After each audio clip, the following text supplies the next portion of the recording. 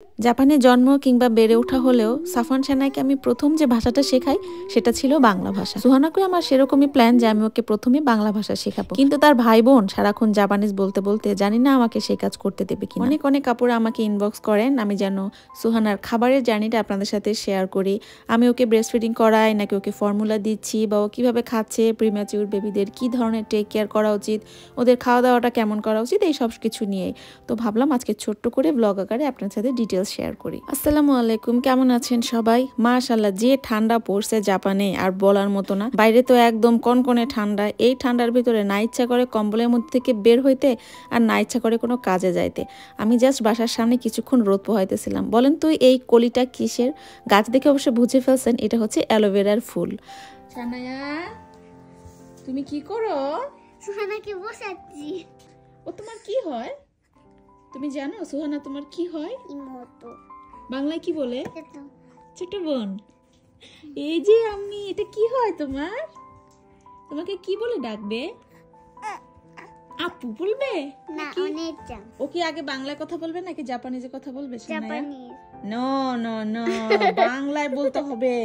না না না না, সেটা বলা যাবে না। নিহঙ্গো বলতে হবে। না না না, বাংলা বলতে হবে। তুমি শুধু বাংলা বলতে পারো না। না না না, বাংলা বাংলা। তুমি বাংলা বলবা? এই যে হাসছে, বাংলাই বলবে মনে হয়। না, হ্যাঁ, তুমি নিহঙ্গো বলবা? না না না, এই দেখছো ওয়া দিছে খুশি দিয়ে দিছে, বলবে না।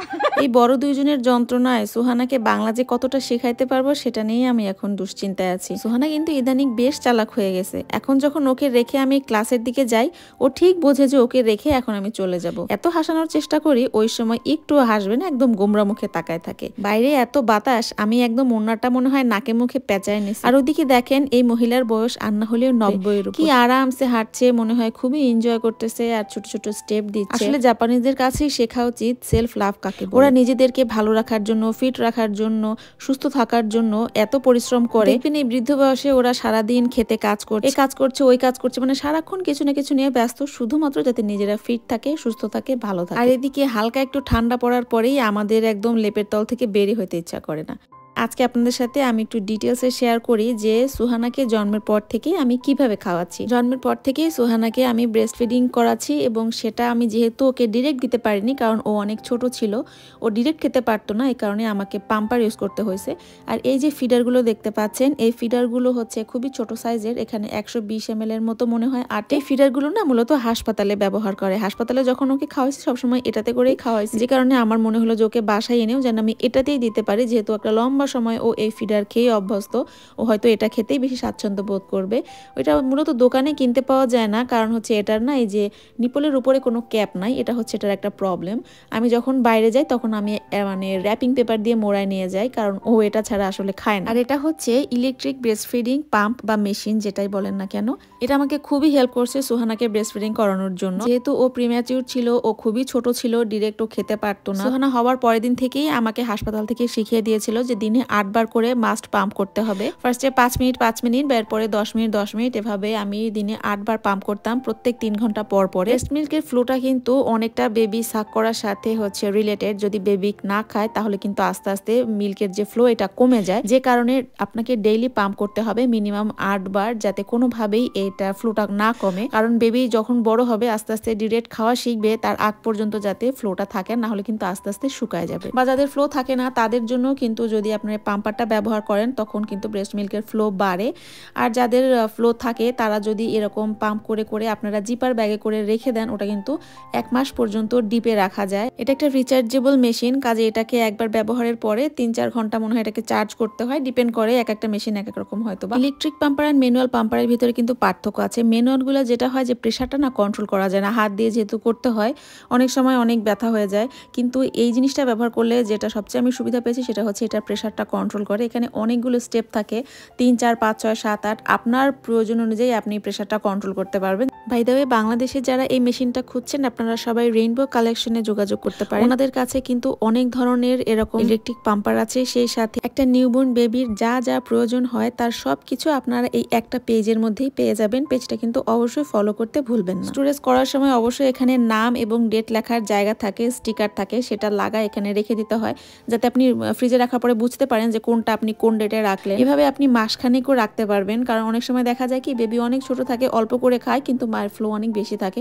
সেক্ষেত্রে কিন্তু আপনি স্টোর করে রেখে দিতে পারবেন। এই মেশিনটা খুবই হেল্পফুল হবে। আর হ্যাঁ, খাওয়ানোর সময় যেটা করবেন, ডিপ থেকে নামানোর পরে এটাকে অবশ্যই প্রথমে গরম পানিতে রাখতে হবে। তারপর যখন এটা গরম হবে ওই সময় এটা জাস্ট নিচের একটা পোর্শন আছে ওটা ছিঁড়ে আপনি বোতলে ভরে নিয়ে বা বেবিকে ডিরেক্ট দিয়ে দিতে পারবেন। আর যখনই বাবুকে নিয়ে বাইরে যাই এরকম ছোট একটা ফ্লাক্সে আমি সবসময় গরম পানি ক্যারি করি, যাতে আমার সিচুয়েশন যদি এমন হয় যে আমি ওখানে ব্রেস্ট ফিডিং করাতে পারছি না, তখন যেন ইনস্ট্যান্ট ওকে আমি ফর্মুলা মিল্কটা দিতে পারি। এরকম ছোট ছোট বক্সে করে আমি মিল্ক নিয়ে আর একবারে যাতে আমি একটা ফিডার বানাই ফেলতে পারি সেরকম পোর্শন আকারে আমি ভাগ ভাগ করে রাখি। আর এই ছোট ড্রপারটা দিয়ে আমি সুহানাকে ওষুধ খাওয়াই। ওষুধ খাওয়ানোর সময় স্পুন ব্যবহার করলে যেটা হয় ও মুখ থেকে টুস করে ফেলে দেয়, আর এটা দিয়ে যেহেতু খুবই সুন্দর করে কন্ট্রোল করা যায় একটু একটু করে, তো আমি এরকম একটা ড্রপার ব্যবহার করি ওকে ওষুধ খাওয়ানোর জন্য। এখন বলি যে অনেকেই জানতে চান যারা যে ব্রেস্ট ফিডিং করবেন নাকি ফর্মুলা মিল্ক দিবেন নাকি দুইটাই করতে হবে, কোনটা করলে বেবির জন্য ভালো হবে। অনেস্টলি বললে যে ব্রেস্ট ফিডিং এর উপরে আসলে কিছুই না একটা বেবির জন্য। যদি আপনার ব্রেস্ট মিল্কের ফ্লো এনাফ থাকে, বেবি যতটুকু নিড ততটুকু থাকে, তাহলে কোনো দরকার নাই এক্সট্রা ফর্মুলা মিল্ক দেওয়ার।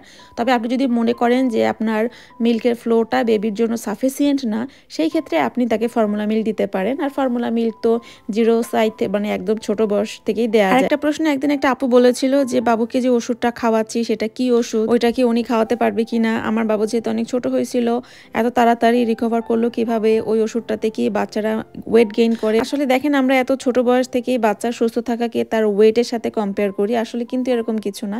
একটা বাচ্চার সুস্থ আছে কিনা এটা হচ্ছে তার ওয়েটের সাথে কোনো সম্পর্ক নাই। স্কিনি বাচ্চাও কিন্তু সুস্থ থাকতে পারে, অনেক সময় মোটা বাচ্চাও কিন্তু অসুস্থ হয়। মোট কথা হচ্ছে বাচ্চাকে সবসময় চেক আপ করাবেন। আপনার যদি কোনো প্রশ্ন থাকে ডাক্তারের কাছে নিয়ে যাবেন। চেক আপ করানোর পর ডাক্তার যদি বলে যে না সম্পূর্ণ সুস্থ আছে, তাহলে সে সুস্থ। ওই মোটা চিকনের সাথে আসলে কোনো সম্পর্ক নেই। আপনার বাচ্চা প্রপার খাচ্ছে কিনা, তার যতটুকু নিড ততটুকু নিচ্ছে কিনা, এটাই হচ্ছে যথেষ্ট। মানে ঠেসে ঠেসে বেশি বেশি খাওয়ালেই বাচ্চা যে একদম মানে মোটা হলেই যে সে সুস্থ, এরকম কনসেপ্ট থেকে আসলে আমাদেরকে বের হয়ে আসতে হবে।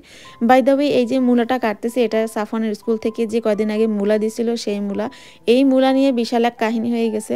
আমাকে সাফওয়ান বলছে তুমি একটু মূলাটা আমাকে রান্না করে দিবা, আমি খাবো। আমি তো আমাদের বাংলাদেশি মূলা যেভাবে রান্না করে ওভাবে ধরে শাকের সাথে ভাবছি দুইটা মূলা কি আর করব, তো ওইভাবে দুইটা একসাথে মেশায় রান্না করে ফেলছি। রান্না করার পরে তাকে যখন খাইতে দিয়েছি সে কি কান্নাকাটি। সে খাইতে চাইছে আসলে জাপানিজ স্টাইলে, জাপানিজ যেরকম হচ্ছে যে সালাদের মতো করে খায় বা ওই রকম ভিনেগার দিয়ে কিভাবে জানি খায়, সে আমি তো হলুদ দিয়ে একদম তরকারি রান্না করছি। সে তো বলে কেন আমার মূলার রং হলুদ হয়ে গেল, আমার মূলাকে সাদা করে দাও, ওই কলা বুঝায় দাও, এরকম একটা অবস্থা। বাবারে যে বিপদে পড়ছি পরে ওর বাবা বুঝায়। যাই হোক এই যাত্রা তো বেঁচে গেছি। এরপরে বিকেলবেলা গেছিলাম হচ্ছে একটু দোকানে কিছু কাপড় চোপড় কিনতে।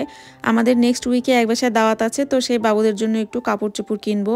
আর যেদিন দাওয়াত থাকে ওই দিন সকালবেলা দেখা যায় যে আমরা সবসময় কেনাকাটা করি, কিন্তু সেটাতে যে প্রবলেম হয়েছে ইদানিং আমাদের খুব দেরি হয়ে যায়, কারণ রাস্তায় প্রচণ্ড জ্যাম। যাই না সবাই কই যায় শনি রবিবার, মানে শনি রবিবার হইলেই মনে হয় রাস্তায় সব মানুষ নেমে যায়। মানে জাপানেও যে জ্যাম আছে এইটাই টোকিওতে না আসলে জানতে পারতাম না রে বাবা। কোনো একটা খেলনার দোকানে ঢুকতে পারলেই হয়। আমার বাচ্চাদের তো খেলনাকে চুম্বকের মতো আকর্ষণ করে। এটা মনে হয় শুধু আমার বাচ্চা না, সব বাচ্চাই একই অবস্থা। তো ওরা যখনই আমাকে এরকম দোকানে নিয়ে গেলে খেলনা কিনতে বলে, আমি বলি পরে দিব পরে দিব, পরে একটা কান্নাকাটি শুরু হয়ে যায়। তো ওদের সাথে ইদানিং আমি শান্তি চুক্তি করছি, সেটা হচ্ছে প্রতি মাসের 14 তারিখে তোমাদেরকে একটা করে খেলনা কিনে দিব, এবং ওই খেলনাটা 1 মাস ধরে খেলতে হবে। 1 মাস পর যদি ওই খেলনাটা তখনও অক্ষত থাকে বা ভালো থাকে, তখন তোমাদেরকে নতুন একটা খেলনা কিনে দিব। ওরা অবশ্যই রাজি হয়েছে, যে কারণে একটা খেলনা কিনে দেওয়ার পরে আমি মনে রাখাই যে এখনো কিন্তু 14 তারিখে হয় নাই, তো 14 তারিখে আসার আগ পর্যন্ত তারা আর কোনো খেলনা কিনতে চায় না। আমাদের কেনাকাটা শেষ। আজকের ব্লগটাও এখানে শেষ করি। সবাই ভালো থাকবেন, আমাদের জন্য অনেক অনেক দোয়া করবেন।